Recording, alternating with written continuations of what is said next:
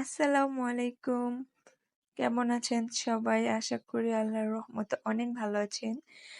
আজকে একটি সুন্দর হাতের কাজ নিয়ে আপনাদের সামনে হাজির হলাম। সেটা হচ্ছে একটা বেবি ফতুয়া। ফতুয়াটার কালার হচ্ছে বেগুনি কালার। বাট ক্যামেরার আলোতে ওরকম একটা ভালো বোঝা যাচ্ছে না। মনে হচ্ছে হালকা বেগুনি, কিন্তু আসলে এটা একটা গাঢ় বেগুনি। আর এটার মধ্যে আমি একটা কাজ করছি সিম্পল বাট এর মধ্যে অনেক গর্জিয়াস। আমি একটা গোল বৃত্ত আকার করে তারপর ওটার মধ্যে আমি ফুল আর্ট করেছি। দেখেন আমি সেলাই করতেছি বিভিন্ন মাল্টি কালার দিয়ে। আর মাঝখানে কালো কালার সুতা দিয়ে কাজ করেছি। তো আমি যে খুব ভালো কাজ করতে পারি সেটা না, শিখতেছি এখনো। আমি নতুন নতুন প্রতিদিন কাজ শিখতে খুব পছন্দ করি, সেলাই করতে খুব পছন্দ করি, সেলাই করি আর নতুন নতুন শিখি। ইউটিউবে অনেক টিউটোরিয়াল আছে যেখানে নাকি হাতের কাজ শেখানো হয়। তো আমি ওরকম কিছুর জন্য ভিডিও আপলোড করিনি, কারণ হচ্ছে আমি ওরকম পরিপূর্ণভাবে কিছুই পারি না।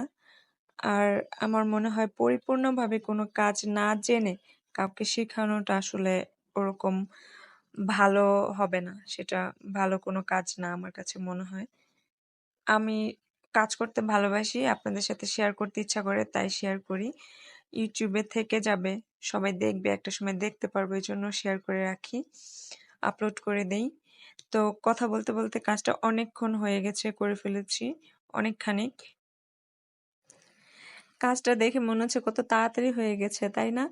আসলে কিন্তু না, এই কাজটা করতে জাস্ট এতটুকু করতে আমার অনেকটা সময় লেগেছে, প্রায় 1 ঘন্টার মতো টাইম লেগেছে। কারণ আমার বেবি আছে, তারপর আবার ওকে ঘুম পাড়িয়ে কাজটা করতেছিলাম। এর মধ্যে মশার কামড় দিয়েছিল, তারপর আবার কারেন্ট চলে গিয়েছিল। সবকিছু মিলে কাজটা কমপ্লিট করতে পেরেছি, এটাই অনেক, তাই না? আর চেষ্টা বা ইচ্ছা থাকলে সবকিছুই পরিপূর্ণভাবে করা সম্ভব। ইচ্ছা না থাকলে কোনো কাজই মন দিয়ে করা যায় না, তাই না?